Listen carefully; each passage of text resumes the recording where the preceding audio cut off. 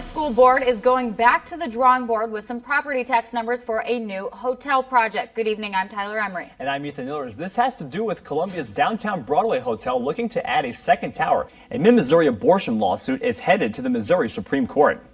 The Cole County Circuit Court initially ruled against a woman who said the state's law violated her religious freedom. She had an abortion in 2015 but had to wait 3 days, read a booklet, and view an ultrasound per Missouri law. She also had to sign a form that says, quote, "The life of each human being begins at conception," end quote. She doesn't believe that, however. She's a follower of the Satanic Temple. She took Cole County's decision to an appeals court which sided with her and ordered a transfer of the case to the state Supreme Court. In total, 4 people were shot in Columbia this weekend, shedding light on the increase of gun violence. 3 people were shot near Business Loop East. KMU8 News spoke with residents who live near Claudel Lane, and they say they're fed up and fearful. Well, it was terrifying because, I mean, if they're shooting back there, who's to say a bullet won't come through a window? You know, my bedroom, my kitchen. I don't know where the shots are coming from because you never can tell. So it's like, I just panic. More than a dozen crimes involving gunfire have occurred throughout Columbia in the past month. Here's what's happening right now. Country star Luke Bryan's farm tour is starting any second in Centralia. The Stowers family farm is hosting the concert for the 2nd year in a row. Breast cancer affects 1 in 8 women nationally. The Susan G. Komen Foundation held its 8th annual Race for the Cure in Columbia today. Almost 1,000 Columbians walked and ran through the streets downtown to raise money. Proceeds will benefit local awareness, research, and testing. This year's motto was "Be bold, be fearless, be more," something the Komen, Missouri director says is reflective of a survivor's mindset. There was collaboration on the table at the 7th annual Columbia Startup Weekend. Participants are working toward making creative ideas reality. It's a weekend-long competition where people get into teams, come up with an idea, create it, and pitch it to a panel of judges. One team is working on an app, Audio Articles. It would summarize scholarly journal articles in audio files. In a few minutes, Missouri football plays the first road game of the season against Kentucky. A preview of the matchup between the Tigers and Wildcats coming up later in sports. Another named storm is churning out in the Atlantic, adding to an already busy Atlantic hurricane season. Tropical storm Ophelia doesn't pose any threat to land, according to current forecasts, but it's another sign of how active this hurricane season has been in the Atlantic, the busiest since 2005. That's the year Hurricane Katrina hit. Coming up, the Trump administration is pulling out of a plan to limit coal emissions, the reasoning behind the move. New regulations from the CDC could change the way you vaccinate your child this flu season. The CDC now recommends children under the age of 8 receive 2 flu shots if they have not ever had a flu shot. The agency says the test should be administered at least 28 days apart for best results. Children under the age of 8 who have been vaccinated in previous years will not need a second shot. One infectious disease doctor says the second shot is important for children as their immune system develops. Younger children do take time to build immunity to the fullest, and also that they are the ones who tend to get really sick when they get the flu. So usually we talk about children, but especially young children under 5 getting really sick when they get the flu as opposed to you or I getting a cold. For the 2nd straight year, the CDC does not recommend the flu must nasal spray as an alternative to a traditional shot. The agency says studies show the mist is not as effective.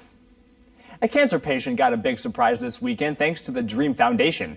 The Missouri Cancer Associates teamed up with the Dream Foundation to take Jane Hyland to the Build-A-Bear headquarters in St. Louis. Hyland was diagnosed with esophagus cancer in March of 2016, and to cap off the weekend, the Cancer Associates filled their office with stuffed bears today when Hyland arrived for treatment. Hyland says she loves teddy bears so much because they help her and her family get through the tough times. Yeah, they're there to help me to get through this. Whenever my sister's feeling sad, they comfort her. Hyland has improved steadily over the last year of treatment and hopes to hit more Build-A-Bear stores in the future.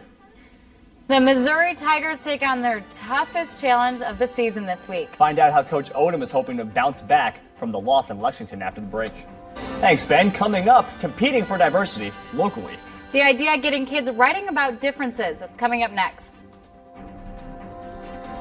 Now here's a look at what we're following on KMU8 News at 10. More details on the Diversity Book of Competition for Columbia students. You'll hear from Columbia Public Schools on how selected students will also be featured on TV. That's coming up.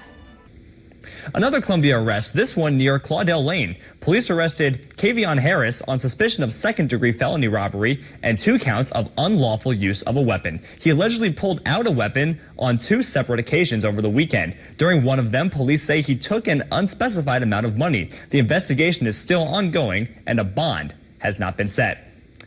Police are now changing the original timeline of the Las Vegas shooting. In a news conference today, the Clark County Sheriff said the killer shot a hotel security guard before he began firing into the festival crowd. The guard, Jesus Campos, was investigating an alarm on the 32nd floor when Stephen Paddock shot and injured him. Police say that happened at 9:59 p.m., changing the original timeline.